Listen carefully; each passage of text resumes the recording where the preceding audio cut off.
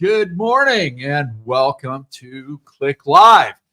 We've got a very special show for you today. We've got Wayne Tabor, who puts on the Southern Lodging Summit, going to join me as a co-host. And we've got two panelists today. We're continuing our discussion from Wayne's conference on AI and hospitality. We've got Kate Burda and Patrick Norton joining us as well. And before we do that, we got to pay a bill around here. So I would like to thank Chicago Title Insurance National Commercial Services Group. They've got a hotel practice and they're working all over the country. It's a great team. You can contact them directly on LinkedIn or at their website. They're closing hotel deals. You know how important it is to choose your partners, especially when it's coming to real estate transactions and the market that we're in right now. So the National Hospitality Group with Chicago Title is outstanding. Please give them a call and let them know that you heard about their ad on CLIC Live. So thank you very much. All right. So without any further ado, I would like to welcome Wayne Tabor. Wayne, welcome. Hey, Greg, how are you, man? Great. Thank you so much for inviting me to your conference and allowing me to have two great panelists who I'm going to introduce now to join us. And we've got Kate Burda. There's Kate Burda. And we've got Patrick Norton. Patrick, welcome. Thank you. Glad to be back. Oh, it's a pleasure, guys. Thank you very much. So let's start with Wayne and we'll end with Kate. If you guys could introduce yourselves and tell everybody about yourself and your company, please. Well, I'm Wayne Tabor, president of the Memphis Hotel Lodging Association and former hotelier. Been a hotelier all my life, and just great to be here with you all today. Patrick. Hey, I'm Patrick Norton, CMO of Brittain Resorts and Hotels, and we're a Southeast-based hospitality management company stretching from the Carolinas to the Keys and looking to grow west. Kate Burda. Well, good to see everybody. I'm glad to be a part of this. It's like getting the band back together after Memphis. Thank you so much for hosting a great event, Wayne. So I think about our business on kind of two sides. One is what I call the thoughtware side, where we do advisory as far as revenue strategy. And that means how do we increase revenue in the current business streams that we have. And it may be adding on new streams of revenue. And then we look at that roadmap to what we call vision to value. And then how does that commercial team of sales, marketing, and pricing make that happen? And so what's kind of fun as it relates to our conversation today is we're launching software called Ignite that is really kind of the TurboTax of revenue strategy and does a lot of the things that we do in our advisory practice. So good to be here. Thank you all very much. Wayne, as the guest co-host, you get the first question to ask our panelists. Well, great. Thanks, Greg. And gosh, I feel like I'm Ed McMahon on the Tonight Show. So first of all, I want to thank all of you for coming to Memphis and putting on a fantastic panel. The AI panel was a smash hit at our conference in August. Want to invite you all back next year. We just do it again. Kate, as you said, get the band together. Let's just keep churning out those hits. The hits keep on. Kate, we might be replaced by AI next year. That's right. They're gonna have a fat head that speaks. Well, we'll show up to feed the ducks at the Peabody at least. So. That'd be great. Would be great.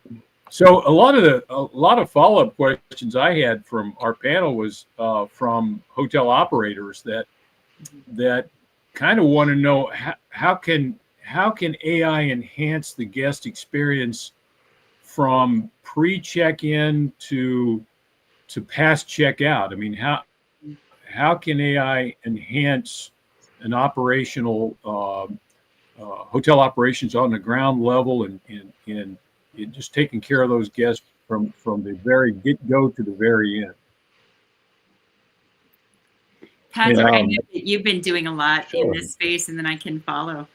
Perfect. I'll grab this one first. My focus is primarily sales and marketing, so a lot of it is pre-check-in. But I do feel every time I talk AI, I get an anti-human. I'm too pro AI. But the first thing it's going to do is create accuracy in what the guests want, right? So from whatever the request is through the call center, whatever the request is through the website, it's just being accurate in what they actually ask for as far as special requests. The biggest piece about personalization will be, and this is a sticky issue that opens up a whole different conversation, is about effectively using their data in a way that a human staff cannot do.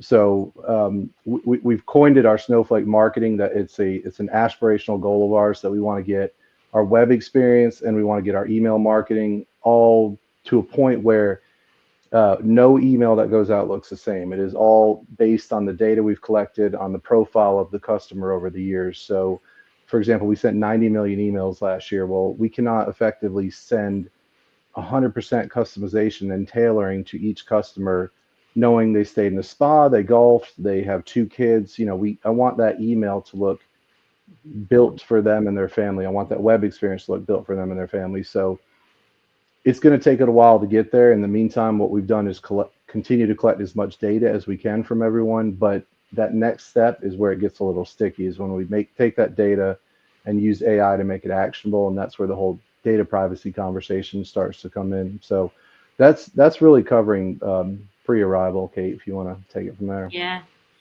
I think one of the big things that we keep on talking about, we see it in other industries, and we're a bit slow in hospitality to get there, but looking at the life cycle, like Patrick was talking about, and really the question is kind of talking about is how do we connect with the customer through the life cycle, and even beyond, and so they become a repeat customer, which then eventually gets into the lifetime value of lifetime value customers, and Patrick is exactly right in the way we do this is through customization and personalization. And this isn't anything that we don't know in hospitality of having the personal touch.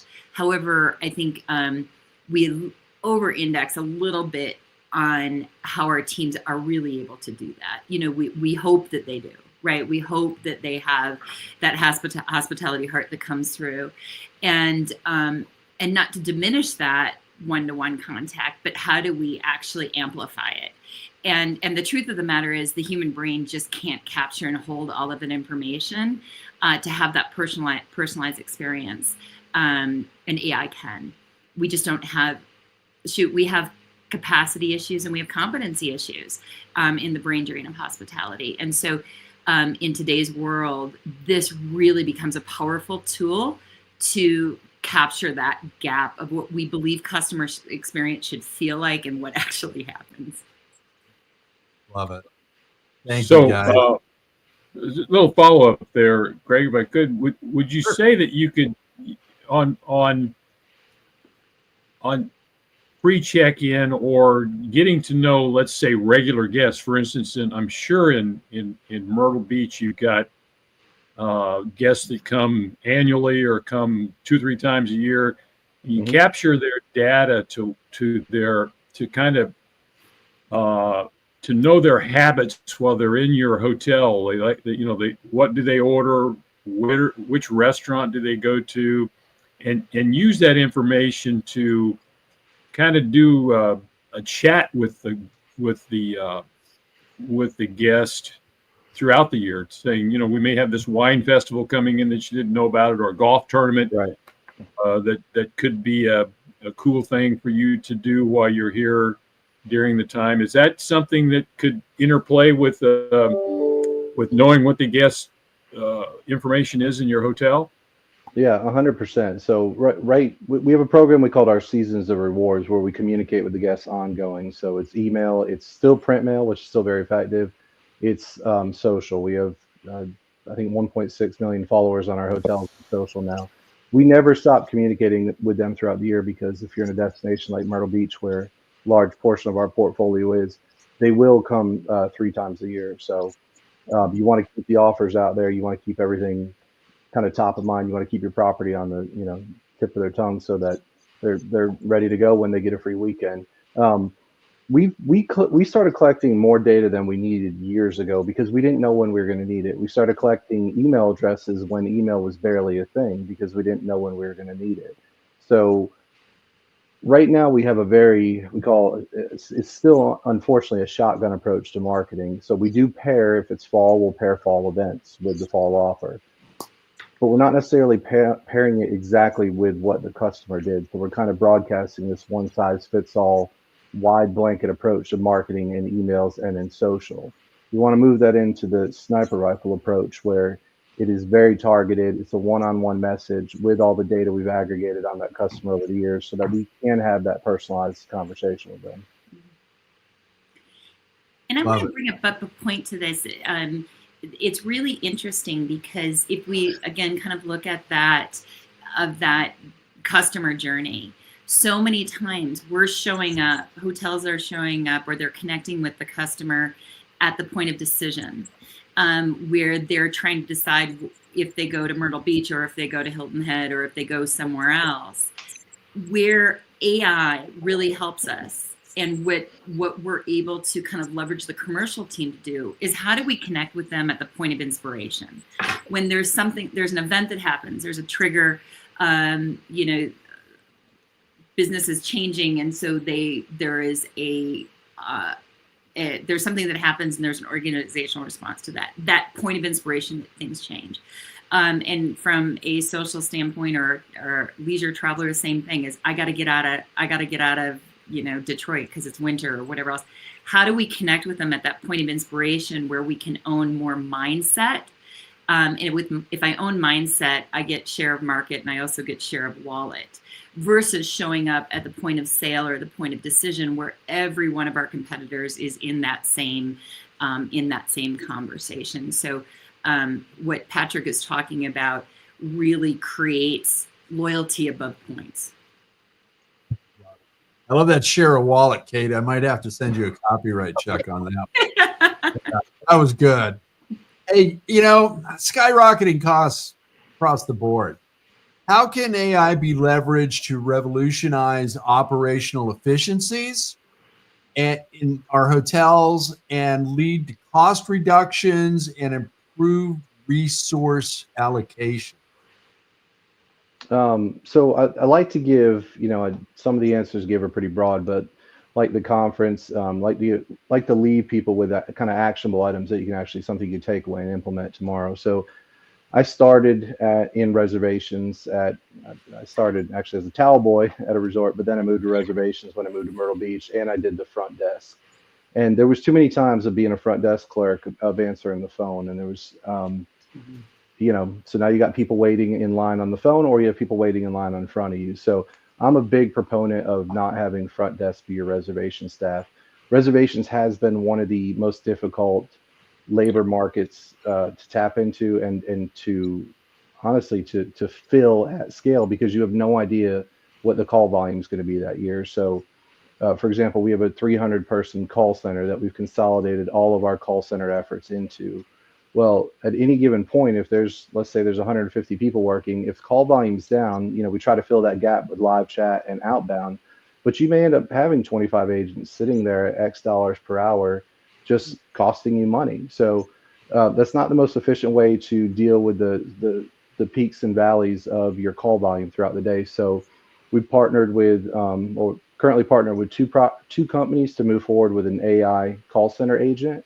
And at first, it will handle a majority of the kind of lead up to the agent, gathering all the information, what's your name, what's your number, what's your email, your dates you're looking for. But it'll eventually move into the space of being able to make changes once it's integrated with the PMS, and then eventually continue to go where it takes a full reservation.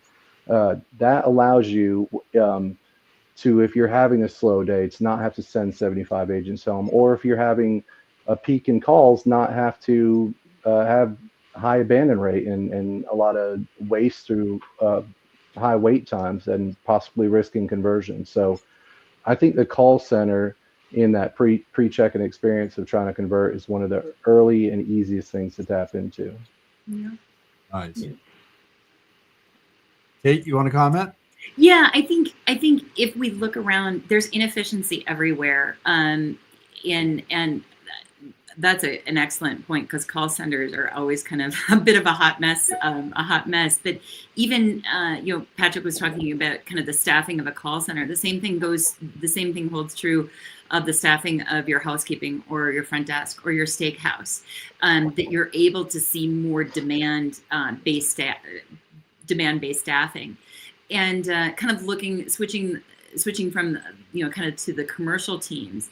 What we see is a lot of inefficiency. So again, kind of talking about that trigger event.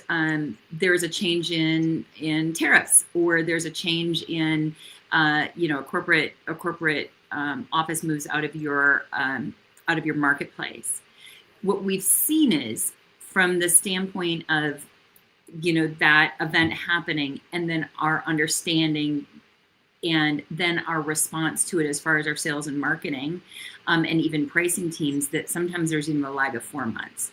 And so imagine a world where we're able to see an event, an economic event, whatever else, and it changes exactly how not only we forecast, but our segmentation growth.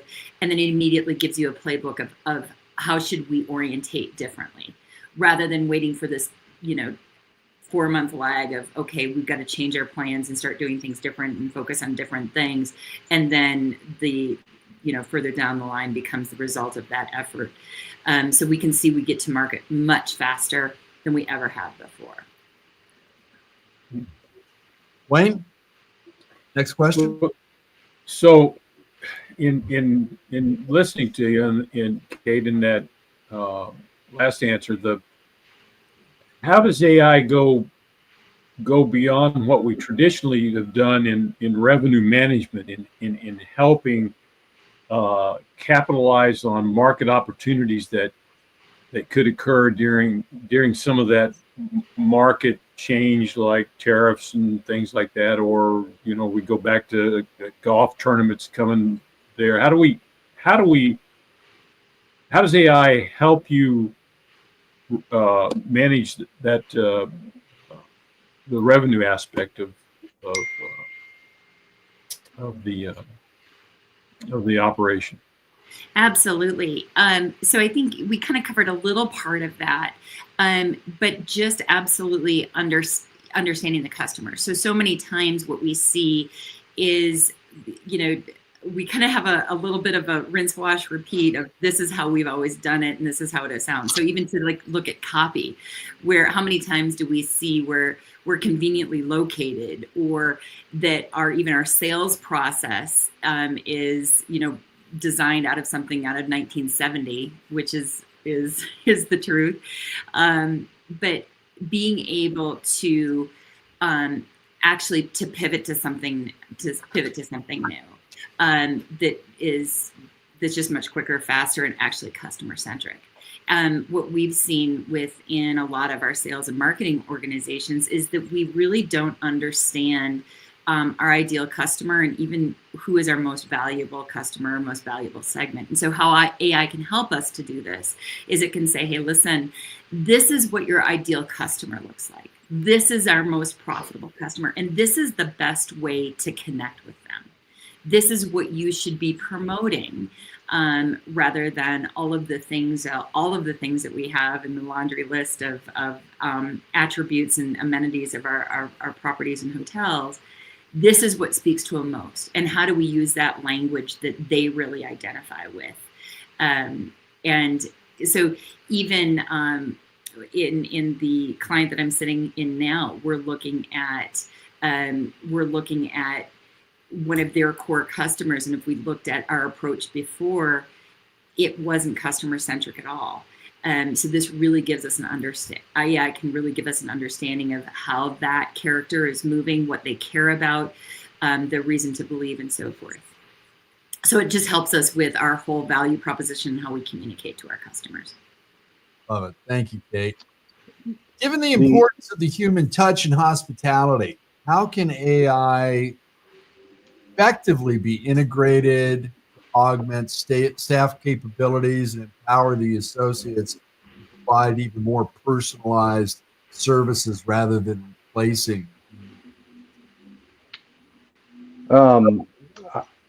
I love this question because it's a sensitive question and it gets the purists rattled up, right? They want the industry. Some of them want the industry to stay a B&B for eternity. It's not going to happen. It seems like Kate and I give a lot of pre-check-in answers for AI opportunity. That's because that's where it all is right now. It's in pre-check-in opportunities. Once it really crosses over, and there are some in the operational side, and it will get more effective. But what are the real operational challenges? Housekeeping, front desk. Those are things that are going to require, again, not to get way too far ahead, but robotics, AI-driven robotics, to really see true cost savings. You cannot clean a room without something physically cleaning the room. So a lot of the AI opportunity is in pre-check-in. Where I go with this is, and I'm gonna keep saying this over and over until a portion of the industry starts to buy into it, is that we have to stop confusing guest experience with human experience. Human experience is associated with hospitality because that is all we know at the moment. But that does not mean the next generation wants that. In fact, I would argue they want less human interaction. They don't want to see the housekeeper, not in a rude way. They just want the room to be good. And even the idea that we need AI to help us take off some of these automated tasks from staff so that they can be more open to and empathetic opportunities with customers. Well, why are they empathetic in the first place? Because they're usually putting out a fire from a human-caused issue, right? If I'm in my room and I don't have towels and I call the front desk and it takes 40 minutes to get towels up to me, I'm going to call back an hour later, speak to a manager. That manager was amazing. It just saved my trip. It made me feel better. I go home. I say, wow, what a great human experience I had there. No, I had a bad human experience that got mended by a human.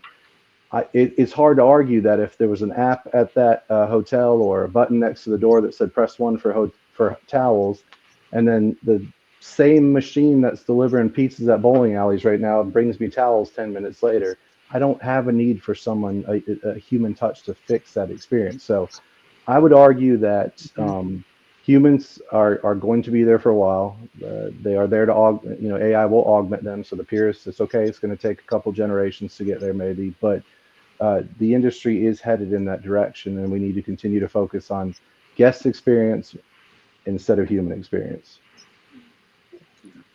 I like that. I think it is controversial, and you said something similar to that from the stage from the Southern Lodging Summit, and I've been thinking about that the whole time, and I'm really glad you made that point again, Patrick. Kate?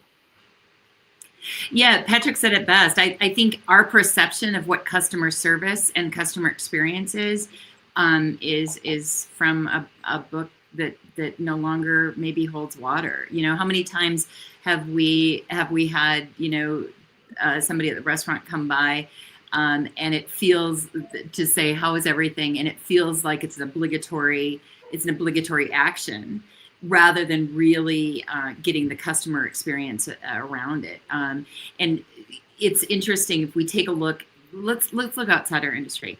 So Bank of America has a chatbot, Erica.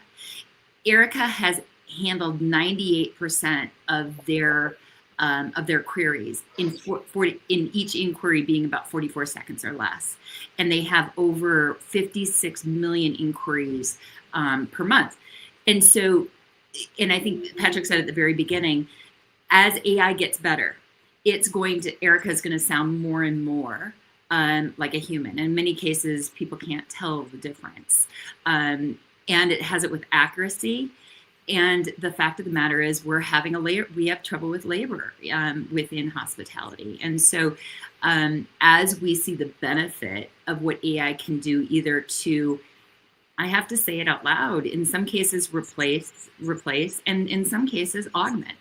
I think what's interesting is even within revenue strategy, what we see is a lot of this is what we've always done, and we're not understanding, the opportunity of white space because we've just never seen it before. And so we're seeing even where AI is very good, especially agentic AI that goes above machine learning, is probably better than most of our team members within